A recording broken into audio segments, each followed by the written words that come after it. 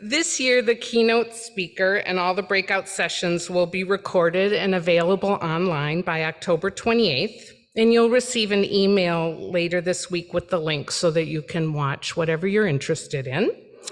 We also want to express our gratitude to Temple Israel for welcoming the conference again this year. Thanks for being our home. Additional thanks to the many generous donors whose support makes it possible to keep this conference free and open to all of us. Yep, and the donor names are also listed in your program brochure. All right, Judy. Well, I want to add my comments to Ruth's and start off by saying how wonderful it is to see everyone back again. There are so many familiar faces in the room and new faces, and it's just wonderful to see all of you, to be together with all of you, and we appreciate that this is a topic that is of interest and important to all of you as well. So thank you all for being here on this gorgeous Minnesota fall day. The Mental Health Education Conference goals are to build awareness and reduce stigma. So that is why we are here today. JFS, St. Paul, and JFCS, Minneapolis, are committed to helping people improve their mental health. We do that with programming and services that focus on family life education, addiction, and through therapy and case management. Staff from JFCS and JFS will be available today in the resource fair located in the atrium throughout the day, and they'll be happy to share information with you about our agencies and our resources for mental health and other needs. Please visit them. Our organizations are grateful for the opportunity today to build community together, especially after 2 years apart. Now, some announcements about today's schedule. Volunteers are wearing green lanyards and name tags and will be happy to assist you in finding your way to the various breakout sessions. Lunch will be offered downstairs in the Minda Hall at 12:45 after the breakout session, the first one's in. Please join us back here in the sanctuary after breakout session 2 for a brief closing session, a production from Fidgety Fairy Tales. Should be very fun. Be sure to visit all of the community organizations and Hennepin County Library at the resource fair. The library has books you are able to check out and take home with you today. And now just a few more items of housekeeping. Please fill out, we would really appreciate it if you would, the evaluation form that you received in your program as you go through the day today. Your feedback is essential for the future planning of this conference. Turn in your evaluation form at the information table at the end of the day and take the opportunity at that point to enter a drawing to win a book from one of today's presenters. Many mental health professionals are here today. If you need a check-in with someone during the day, ask a volunteer, a room host, or check in at the information table, and we will direct you to some assistance. It is now my pleasure to introduce our keynote speaker, Nate Cannon. Our keynote session is titled, Thriving with Layered Identity, the Role of Perseverance in Mental Health and Wellness. Nate Cannon is a nationally recognized speaker and the author of 2 books, Running on a Mind Rewired and Dying to Hang with the Boys. His essay, The Invisible Man, appears in the 2019 anthology, Queer Voices. Nate earned his BA from the University of Minnesota in Sociology of Law, Criminology, and Deviance, and he holds a paralegal certificate and an MFA in creative writing from Hamline University. He has over 10 years of experience working in the areas of dementia, law, mental health, and chemical dependency. Nate is a dementia practitioner as well as a transgender man in recovery from chemical dependency, living well with both mental illness and neurological disorder. In his session, Nate will explore the role perseverance has played in managing and navigating his mental health through the most trying of experiences.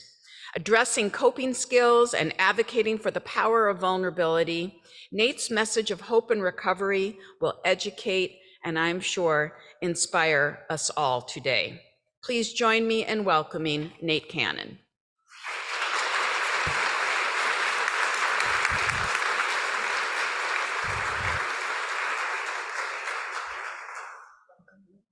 Thank you very much. Thank you very much for having me. It's really a privilege to be here today and to join you in person, as was discussed. These last couple of years have been very trying and very difficult for all of us. And what I've found is that the role of perseverance in some of the, what I call my coping skill tool belt, has really become something that's become exceptionally important in the last few years. As was mentioned in the introduction there, I do identify as a transgender man, which is something that a lot of people would look at me now and maybe not recognize. And for a while, I think there was a question when people would look at me, is that a man? Is that a woman? What is it? Not a very friendly pronoun, right? But a place that I honestly found myself. And going back to some of my earliest memories, I can tell you that those dark memories really did hit me from, one of my earliest memories really was around gender identity and talking with my mom and telling her that the stork brought the wrong bag, she should just take me back. Obviously, moms have this super magical power where they can wave a magic wand and fix anything. So I really thought by about age 4 or 5 that, hey, there's something missing down below. I'm supposed to be a boy, Mom. Take me back, have me fixed. And that was really the message that I gave her, and I got the message back that there really wasn't an option for me in terms of having any sort of social transition or an option to express my gender in a way that would really truly feel authentic.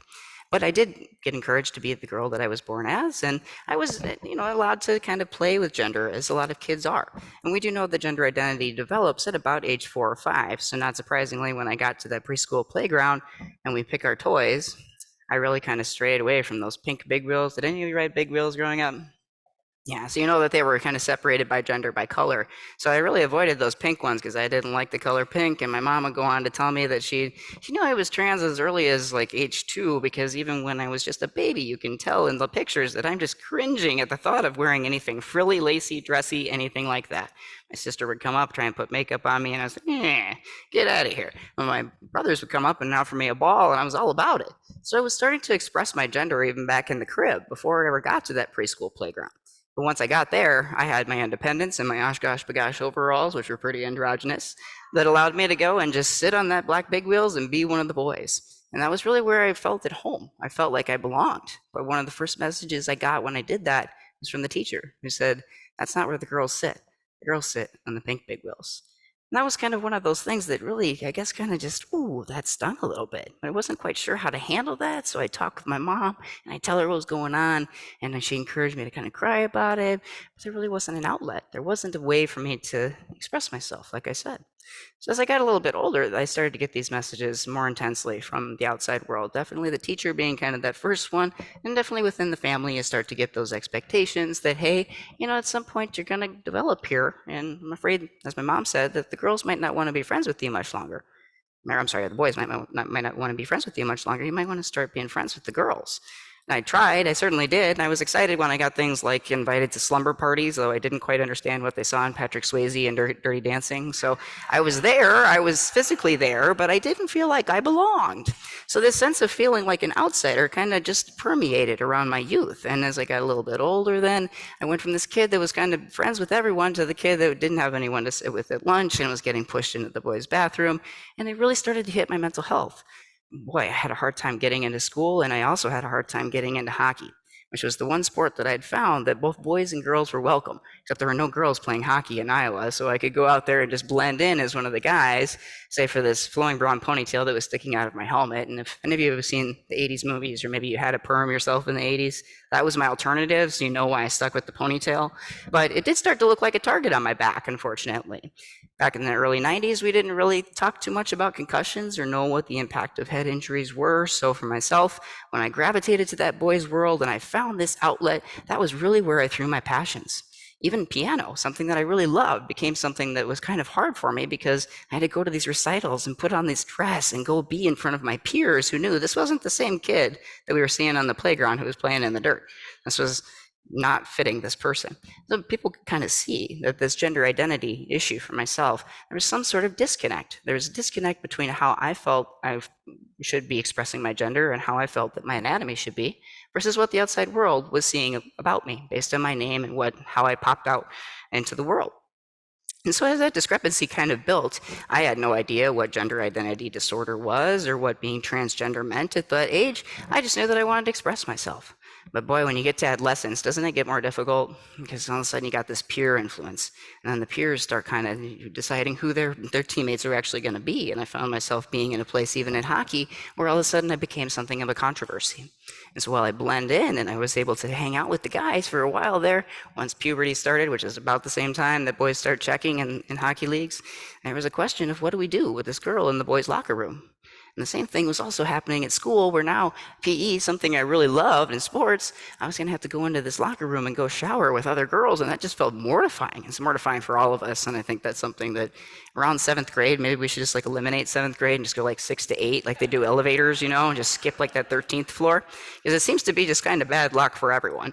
But it definitely hit with my mental health in a way that I found myself in a place where I couldn't even get into hockey. I couldn't get into school anymore because this anxiety was building up so greatly inside of me that I'd get up, and if I could get from the bed to the shower, maybe I could get from the shower to my mom's car, but by the time we got down to school, I was just a mess. My thoughts were going a million miles an hour, my heart was just bumping, my palms were all sweaty, and I just kept thinking, what are the kids going to do to me today? I can't handle this, Mom.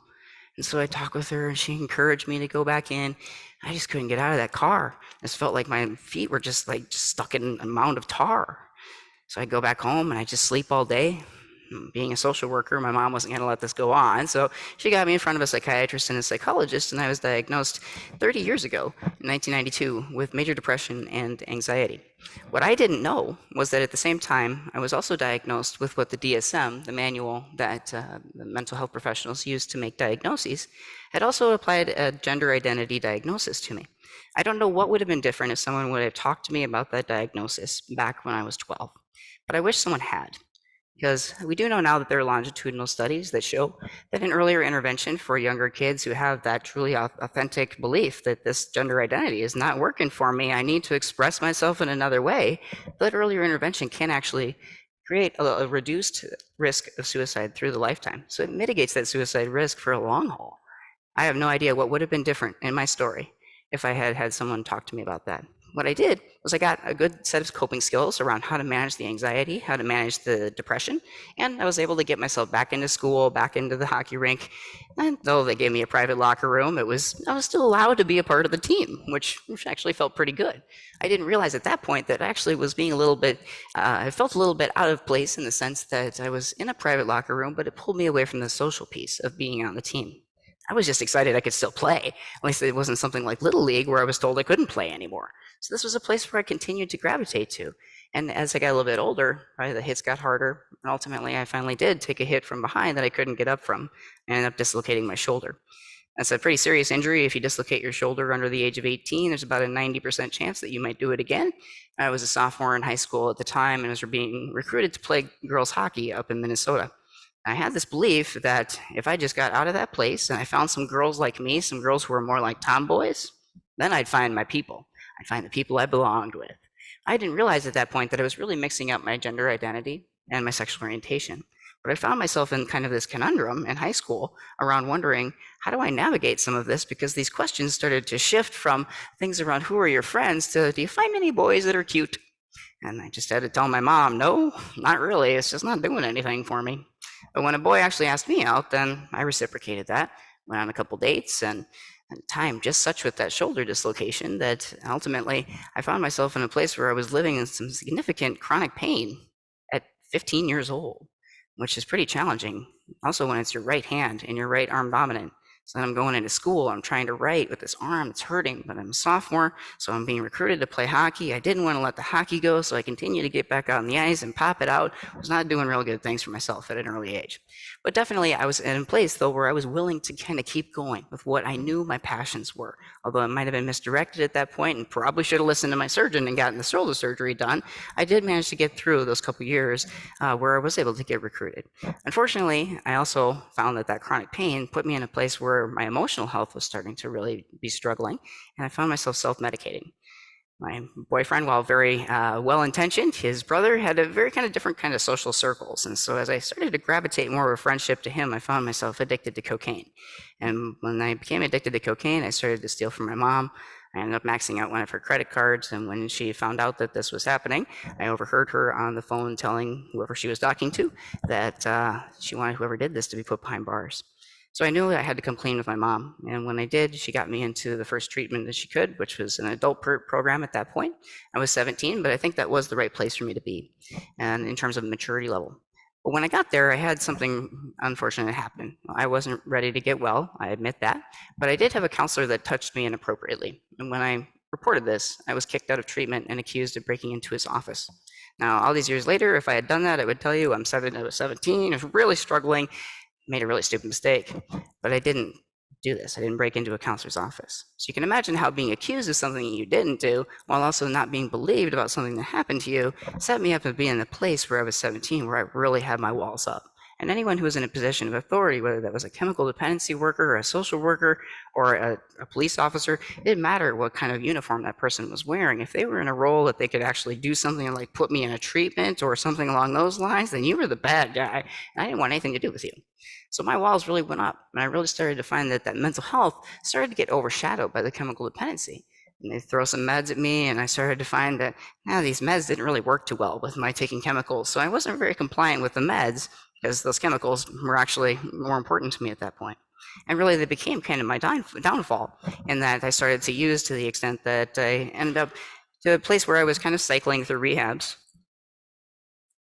And within about 3 months, 4 months of using those chemicals, namely cocaine, found myself in a place where I was approaching my high school graduation, but I was actually not in a place where I was going to be able to attend, as I had an incident happen where I had actually been asked to leave my mom's house. And at some point, I went back to that house to go get my cap and gown, which were in the house, and used my key, get in the house, ran right into my brother, got into an altercation with him. Yeah, he's about 6 feet tall, so when I took him to the ground, he knew something was up, and I must have been on something. He ended up calling the police, and off to the psychiatric ward I went. While there, they took a lot of things from me, things that kind of implied a certain method of ending my life. And I'll never say that anyone put a method into my head, but certainly within that arena, we do know that it doesn't take long for someone to end up ending their life. And going into a place where I found myself, for the first time, not really feeling received by my mom, in the sense that she had been my go-to support. But here now, something happened with my brother. She didn't want to press any charges, but she didn't want to talk to me quite yet. And I was really kind of not sure how to navigate some of that emotion, because the only real support I had at that point was a nurse that would pop in, look at me, okay, 15-minute check, close the door, and then leave. And that support didn't feel like it was helpful at that point, when my chemical health was really crashing, when my emotional health was really in a crisis kind of place. And ultimately, I did, unfortunately, take steps while in that psychiatric ward to end my life. I'm very lucky to have survived that attempt, though it did leave me with a very complex brain injury, called an anoxic brain injury, meaning that my brain was deprived of oxygen. I also did have a traumatic brain injury through that, so kind of a weird mix of things, and enough that you would think that would be enough for me to stop pouring chemicals on these live wires. But instead, I got out of that psychiatric ward, thankfully cognitively intact, and continued to pour chemicals on there, and actually escalated that use to start smoking crack. Pretty soon, I found myself using my own body to pay for my own habit. And in the midst of all this, my mental health just got totally overlooked because I didn't care anymore. I was using so much and self-medicating and trying to create my own emotions and create my own fabricated happiness, which is elusive when you're using chemicals because you're forever chasing it, that I couldn't find any way to be at peace within my own body. And I continued to think that if I just got out of this environment and found a different place and found those girls that were maybe like me, who grew up and wanted to play sports and were tough tomboys, then maybe I'd find my people, like I said. Well, I was really surprised when I actually made it to Gustavus Adolphus, and I found out that there was no crack there, which was very disappointing for me. But it turned out to be actually a really wonderful place for me to be. It was a smaller environment that allowed the professors to have an eye on me. I certainly couldn't escape a professor's eye in a small classroom the way I could at a university setting, for example. And that really allowed me to actually kind of fail in a way. And I started to kind of struggle with my mental health. I struggled more with the anger mixed with this kind of intensity of emotion that was kind of mired with these really deep suicidal thoughts. And it felt like this kind of like this fireworks show where it would just go from like blue, depression, red, anger to orange agitation. And it would just kind of pop faster and faster. And the more that happened, the more I didn't know what that meant. If my head was going to like pop off, if I was going to lose touch with reality, was I going to take steps to hurt myself? Because the thoughts kept kind of colliding and coming back to suicide. And the doctor started to talk to me a little bit about bipolar, but I was having some challenges with that because, again, these chemicals were very, very, very important to me at that point. So as I started to really fail out of my first semester of my freshman year, it was a very fortunate thing that I was in an environment where I did have those eyes on me, where I did have folks that could offer some support. And in fact, when I ended up in a place where I wasn't doing so well on the hockey team and I was asked to take some time off from that, it was pretty clear I was going to fail all of my first semester classes. The drug and alcohol education department, coupled with the counseling department, were able to finally talk with my mom about what was going on. And boy, was she able to finally say, let me tell you what's happening with my daughter. Oh my gosh, there's so much that you need to know about the backstory. And with that, they were able to then get me into a partial hospitalization program and a full-time chemical dependency substance abuse program, which actually was very important. For the first time, they were going to look at both pieces. How novel, right? To be able to go into a program like that felt really actually liberating. And to be in a place where I was feeling like, wow, okay, I might actually get my correct diagnosis and know what's going on here. But instead, I found that it was very complicated because I was still using chemicals. And the doctors kind of looked at me and went, well, it looks like everything's kind of still mixed up here because this person's continued to use chemicals. There's just been this brain injury. We might be looking at bipolar, but we're not sure. They tossed some mood stabilizers at me, and I did get through that program. For the first time, I graduated to rehab. And I was pretty excited about that, but then I got back to the college there and I just went right back into drinking, which had become my substitute addiction. And so as I did that, I looked at the label and I went, well, this says it's gonna hurt my liver if I take this while I'm drinking. I'm not gonna hurt my liver, so I just throw the pills out, right? That doesn't make sense, but that was where my brain was at. And I continued to kind of go through that pattern and managed to be something of a functional alcoholic at the time, while also having something of an epiphany. I connected really well with one of those hockey teammates and we started dating, and this light bulb went off in my head and I went, aha, well, that's why I wanted to do all these boys things when I was a kid. That's why I wanted to ride the big wheels and wear those overalls, because I like girls. Well, I was totally confusing my sexual orientation with my gender identity, but I also am very grateful for that period of time, having worked with individuals that are wrestling with their gender identity and trying to pursue transition at the same time that the mental health and chemical health are being challenged becomes a very big dynamic for that person. It is imperative that those persons are able to get into recovery and stop the use of chemicals before you can proceed with transition. And I'm very grateful that I was in a place where I was just, you could have hit me over the head with the foam noodle and been like, no, dude, you're trans. And I'm like, no, I'm a happy lesbian. This is awesome. And I really was super happy about that piece, that I had some kind of concrete understanding of myself. And for the first time, I felt like I was in a place where I kind of belonged. So I really had something stable, but it did take me a few more years and a lot more consequences, including getting kicked out of college, getting arrested, all sorts of just kind of, bad, negative things, loss of relationships, loss of friendships, to feeling to where I got to the point where I felt, to be so cliche, that I was sick and tired of being sick and tired. So I finally did something for myself, and I got into a treatment program on my own. Instead of the police or instead of the school, instead of doing it because I had been on probation, I was doing this for me because I was ready to get well. And that meant doing more than just kicking the chemicals for me. That meant taking care of the whole picture. And so when I went into that treatment and they recommended inpatient, I said, I think I need to try this outpatient. And I think they doubted me, which actually kind of caused me to dig my heels. Oh, yeah? Yeah, just watch me then, because I will. And I did. Boy, I decided I was going to get well, and I got myself sober. I started getting on a treadmill, which is really weird for me as a hockey player, because any of you play hockey, you avoid running. It's like dryland training. I don't want anything to do with that. But here I was having some more challenges in terms of my shoulder. Never bothered to get that fixed because we're invincible when we're 16 to 23, right? So there was that shoulder issue that was kind of preventing me from getting back on the ice. But here I was newly sober, had this anxious energy, and I found just getting on a treadmill helped me just really kind of run it out, like just like a gerbil in a wheel, right? And wow, it just felt great. It felt like this most natural, unbelievable high. And I realized really quickly that I didn't want to make this a replacement addiction. I wanted to create something like I call my coping skill tool belt, so that I could use what coping skills I'd had when I was 12 and learn then what coping skills I got when I first got sober, so that I could start to use these and build them together so that I could take care of my physical, mental, chemical, all of these aspects of our health to keep what I kind of call this wheel moving. And without any one of those spokes, that wheel could really break down. So as I started to kind of build some of these coping skills together, I found out a lot about myself, and I realized I liked to run, which was very odd. But I also realized that I was very much in a supportive relationship. My partner at that point had actually gotten sober with me. Who does that when you're 23, right? That's a big thing. So I decided that this was a pretty good place I was in. I was trying to rebuild some of those family relationships. Things were coming back into my life. I went back to school, finished that college degree, got a post-baccalaureate paralegal certificate, and I got this great job working in downtown Minneapolis, which is a place that I had really come to call home. Ever since I was back at 14 and I first started coming up here for hockey games, I just fell in love with this city. And to have made it my home and now to have made it a place where I could build my career in sobriety was an amazing feeling. I had this moment sitting in my office in downtown Minneapolis there, just kind of overlooking downtown, and I thought, my gosh, I'm 2 years sober. I just ran my first half marathon. I feel wonderful. Just got a house with my partner. Everything is going great. Just please don't change a thing.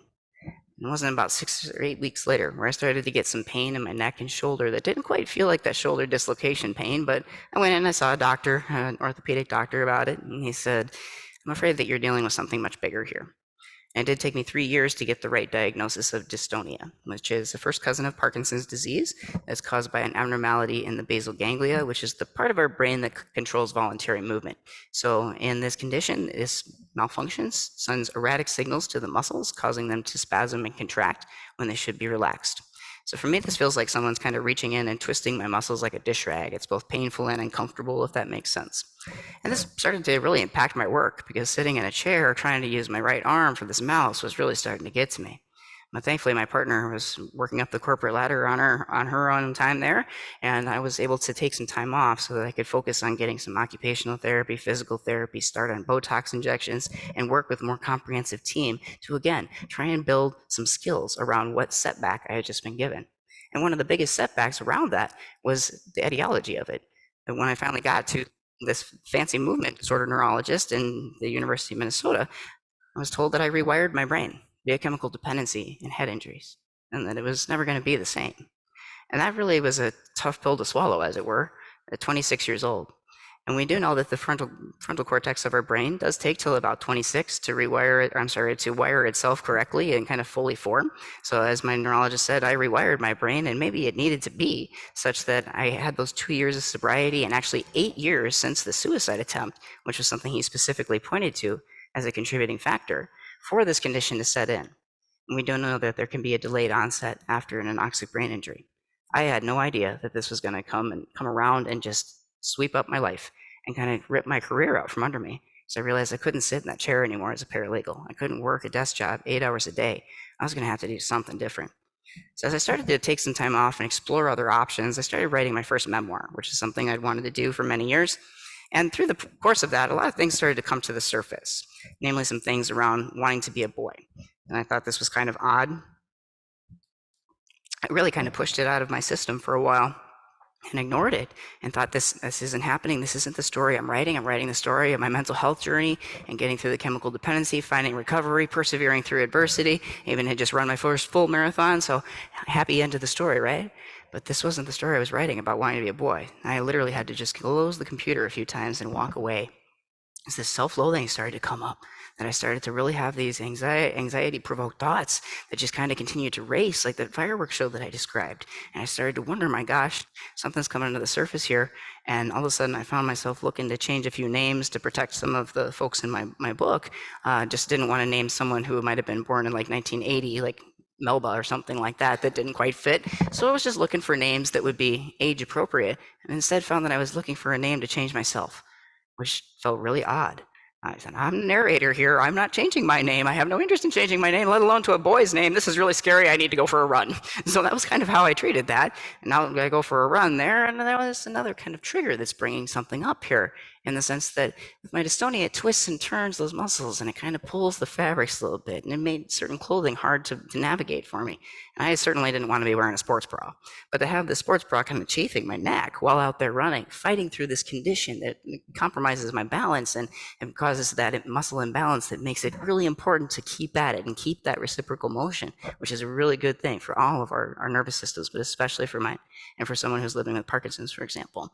To get that reciprocal motion, keep getting that out and work through some of those thoughts really, really helped me. But I found that those thoughts kept coming back to, why is this sports bra chafing me? Why am I dealing with these thoughts about wanting to be a boy? This can't be coming out of this can't be coming out of the closet. This can't be happening. It can't be happening, because if it's happening, my gosh, if I'm thinking that this is happening, then it's probably really happening. And that really started to scare me. And as I started to get through that run, I got back home, I thought, my gosh, I need to process this. So I'm just gonna take a shower. When I get out of the shower, I'm just gonna take a look at myself and just kind of imagine myself as a guy. And as I did that, my hair was still kind of long at the time, and it was slicked back, and I just kind of put my hands up and covered my chest and just let myself see myself for a second and imagine what that would be like if I let myself go through that transition and become the boy, the man that I knew that I was supposed to be when I was just a tiny little tyke. And then as I did that, this kind of just self-loathing kind of just ate up every kind of happiness that I saw in myself. And so this happy little smirk that I started to see, and I go, hey, you, all of a sudden got overridden with this, no, you will put this in the closet. And if you can quit crack and you can quit drinking, you will put this in the closet now. And I remember telling the words to myself that you are a freak and you have to make this stop. But I realized soon after that I couldn't. That closet door had opened, and there was no way I was going to push that stuff back inside. And though I do have an MFA in writing, and obviously I'm quite verbose, I don't have words to tell you how deep the self-loathing is when that dysphoria, that disconnect between that internal sense of self and what your body is saying to the outside world started to resurface. That level of self-loathing and the urgency that comes along with it felt so dire that it just absolutely, I can't even find the words to describe it. It is the depths of the darkness, the most dark moments of my life that I've ever felt. And that is a really legitimate, true feeling for folks that are going through that. For myself, that really meant that I needed to kind of take a step back and recognize what that meant. Because a lot of those racing thoughts were getting mixed up in these thoughts around, oh my gosh, if I come out to my partner, she's very versed in LGBTQ issues, then she's going to be dating a man, and that's not what she wants, so I could end up losing this partner of 10 years who's gotten sober with me and has been by my side. I could end up losing the support of my mom, who always wanted to believe that someday you're going to grow up to be a beautiful feminine woman. I know you will. And then my sister, who didn't want another little brother, she had 2 little brothers. She didn't want a third one. She wanted to be able to put makeup and dresses on her little sister. My 2 brothers, they wanted their tough little sister that could beat their friends in an arm wrestling competition. They didn't want another little brother. And then there were my friends of my generation that kind of saw folks that might have been more tomboys in my generation. It was kind of the stereotype that, well, I guess lesbians just want to be men. Not necessarily. And none of my friends who identified as lesbian had had that experience. So I was looking at their histories and looking at mine and wondering whether I would still be invited into their social circles. So I could end up losing that piece. So too, I was an employment law paralegal, and though I knew gender identity was protected in the state of Minnesota, I also knew the realities. So there was my career. Add that on top of a disability and not knowing what positions I could actually do. This all really just hit together into the perfect fireworks storm, where I did get to that unfortunate grand finale and did have a second suicide attempt.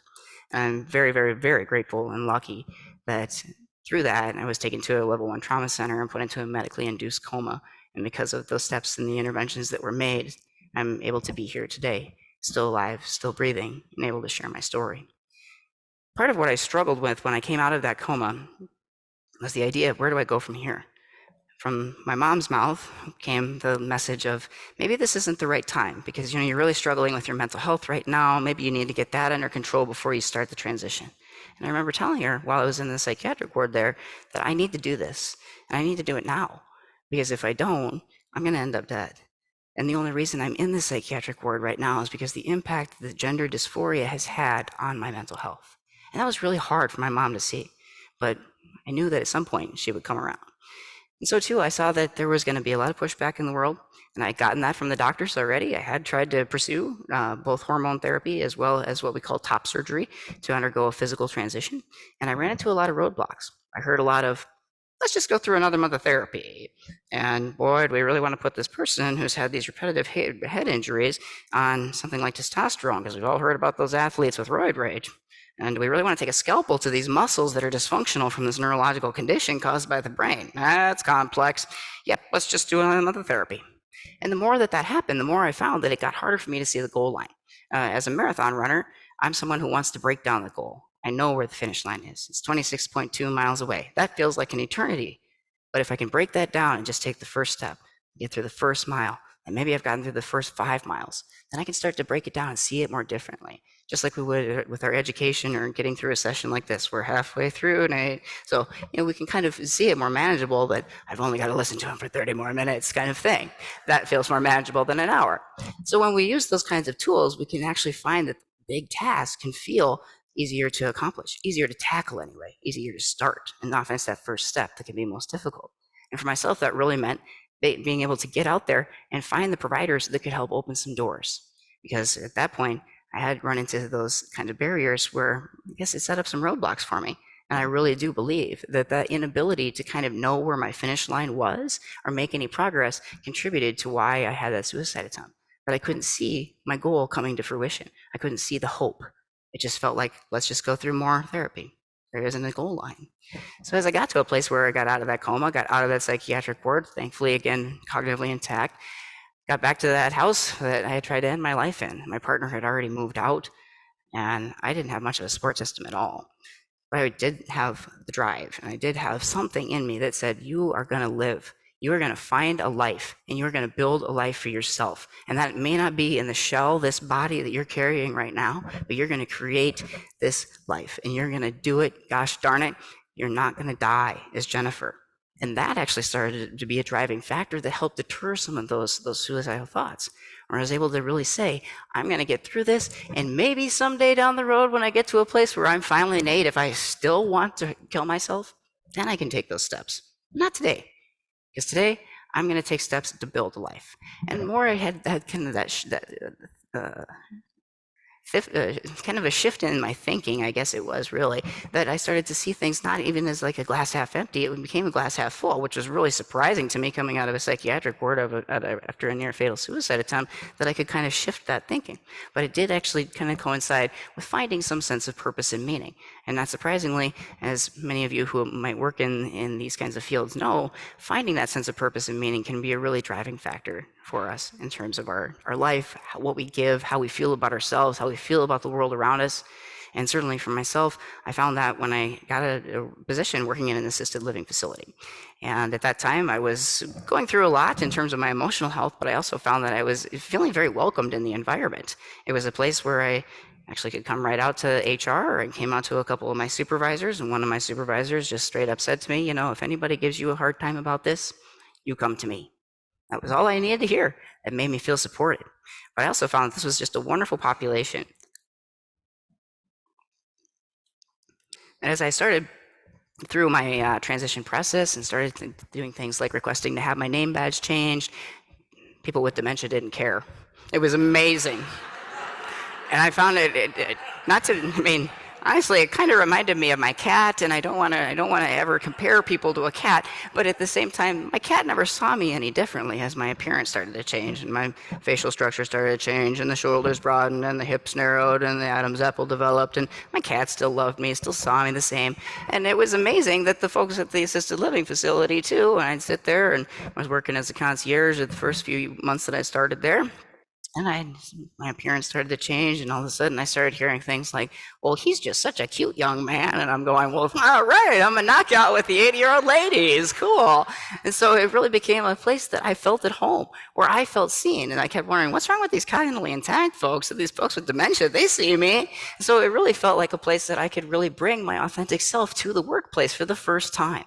And that actually really amplified that sense of purpose and meaning, where I felt like not only could I find my purpose, but I could also be in a place where then I could use some of my experiences and hopefully use some of these coping skills and tool belts that I've developed to help other people find their purpose and meaning and continue doing things that have given them passion, knowing that I do have risk factors in my future to end up going down a road like that. I want to continue doing things that are going to help build my cognitive reserve and doing things that are going to keep helping my physical health and my chemical health and my mental health and all of those things that we know that create good longevity and lifespan that now I was seeing in folks. And I can really tell you, having gone from a more private pay facility that dealt with more upper scale assisted living facility to a skilled nursing facility that was known to take some of the toughest cases around the state. I've seen folks that have had immense support go through that journey, and I've seen folks that have had absolutely zero support through that journey. And the difference is enormous in terms of how their outlook can be and what their sense of worth and value is and what they have to contribute to the world. And for myself, that became kind of a goal, was to not only help myself, but by helping myself, by getting into that kind of work, I was able to help these individuals as well. And slowly but surely, that really started to kind of trickle down into other areas of my life. I had a really wonderful interaction with a friend who I had met at a writing class that ultimately, soon into my transition, led to my getting connected with NAMI. He had been working at NAMI at that time, and I'm sure many of you are familiar with NAMI. They're a wonderful organization. And through that, I was able to interview to do presentations called our inner own voice presentations. And with that, I got a voice. And it really has become something that's kind of been intrinsically linked with my transition, because I gave one of my first presentations for NAMI within 2 weeks of starting on testosterone. And as I've changed, I've had NAMI come along with me. I guess I've come along with NAMI. And it's been an amazing journey to see how I've been able to kind of integrate some of what they've been able to teach me, as well as some of the coping skills that I already had in place to really build a comprehensive kind of toolkit that has carried me forward through all of these various trials and tribulations. And through the last few years, it has been very difficult, I will say that. And say through my transition, having started in 2012, I went through some very difficult times emotionally there in terms of figuring out where your hormonal levels are at. As a friend of mine described it, it's going to be like going through male puberty and menopause at the same time. So I'm sure everybody wants to sign up for that, right? It can actually feel a lot like feeling like the Incredible Hulk with hot flashes when you first start. Oh, wow, did the emotions just kind of do this? So my doctors worked with me on a way to kind of mitigate some of those ups and downs, certainly that might have been inherent to my mental health challenges, but we were still not sure whether I was living with depression and anxiety and a brain injury, or whether this was bipolar and a brain injury, or anxiety and a brain injury. Well, what mix of things were I living with? So it was kind of a question for doctors, and I truly believe, much as it took many years for my neurological condition to kind of iron itself out and show itself at 26 when my brain was finally fully developed, I think that I needed to get all of these chemicals out of my system and get to a place where I was feeling good about myself and I had the correct levels of testosterone in my brain before I could finally figure out what actually was a true mental health symptom. And it did come back to those fireworks show symptoms that I discussed earlier, that kind of that mix of anger and depression. And it would take a few years before I finally did get the correct diagnosis around there in terms of the actual testing, but I actually lived with the wrong diagnosis of depression for 30 years. And we do know that taking antidepressants, for example, can actually make bipolar worse. So it was almost a relief for me, much the way that when I got the dystonia diagnosis, I went, finally, I have a name for this and something that I can battle, essentially. Now I know what the name is for what I'm battling, and that is bipolar mixed feature. So that really does kind of tie into that kind of mix of both that anger and agitation, and it's often coupled with these kind of suicidal, self-loathing types of thoughts. And so that fireworks show I did describe really did hit the nail on the head, and that really did end up being an accurate diagnosis. Unfortunately, due to my neurological condition, a lot of things got reset in my brain. So with that, I was having a lot of side effects from some of the antidepressants that had been prescribed, not surprisingly. But now, as we were trying what I kind of call the pharmacological merry-go-round, we did try different mood stabilizers, and I was finding that I was having side effects that were outweighing the benefits. So I became very grateful that I had a psychiatrist that was able to communicate with my neurologist and talk with my doctor, who also was prescribing my testosterone, and kind of create a cohesive team so that everybody was on the same page about what was happening. And that really helped me feel like I had this support system underneath me as well. Not only that I have NAMI and the support system there around speaking and some of the volunteer that gave me some personal self-worth and sense of meaning. I had a career that was going in the right direction. Everything was really kind of flowing in a way that felt like it was going all positive. And so too, my running was going really well. I was able to start running marathons and getting through those at a pretty decent pace. But at some point, you know, I get a little bit older and things start to shift and life can change. And I found myself in 2017 in that place where I was very comfortable in my recovery, very comfortable with where my treatment was from my dystonia, but I was having a challenge in my job, and that they changed some rules and regulations around so that I could no longer hold the position I held as the director of a dementia unit because I didn't have a social worker license. I have a BA in sociology of law, criminology, and deviance, but that doesn't allow you to get a social work license. So with that, I ultimately was eliminated from that position and found myself in a place where I wasn't quite sure what to do again. Here I just found this career and was ready to build up this thing, work up the ladder, and now what? It felt like it got ripped out from under me again. I'd had this dream for some time that I was going to get out to California and move out there, and had a couple good friends out there, love the weather there.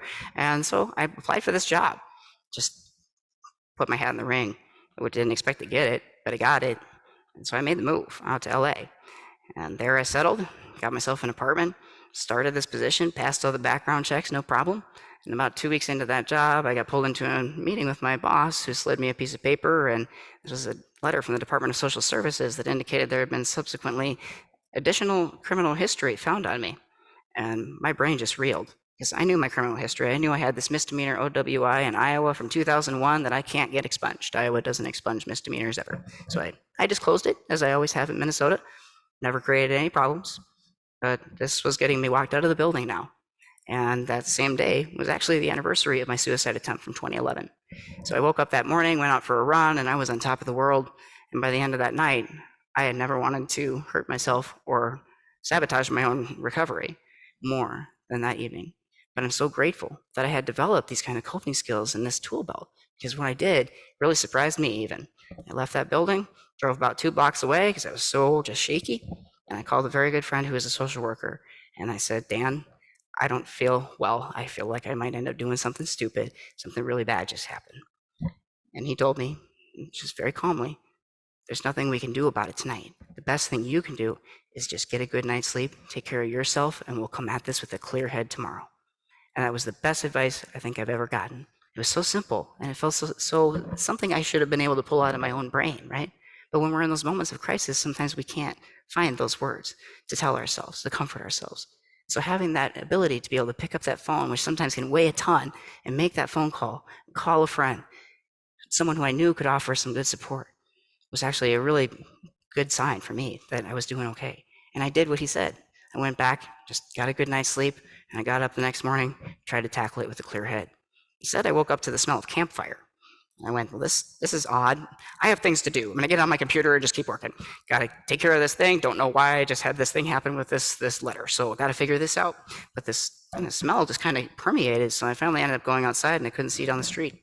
And it turned out that the Thomas Fire had started the night before, which at that point was the largest fire in California history, not too far away from me. And there were about 3 other fires that were happening. So there were evacuation orders kind of all over. And I imagine it would feel like if someone moved from California out here in the middle of a blizzard and they went, what do we do? I don't know. And there I am in LA going, I don't know what to do. I see people blowing some leaves and that guy's just walking his dog. I don't know. What do I do? So I finally went to one of the evacuation areas around one of the parks and just kind of had some processing time there. And ultimately, I did end up coming back here to Minneapolis. And this is a place where I felt like I did have better supports. But I did jump through the hoops that I did.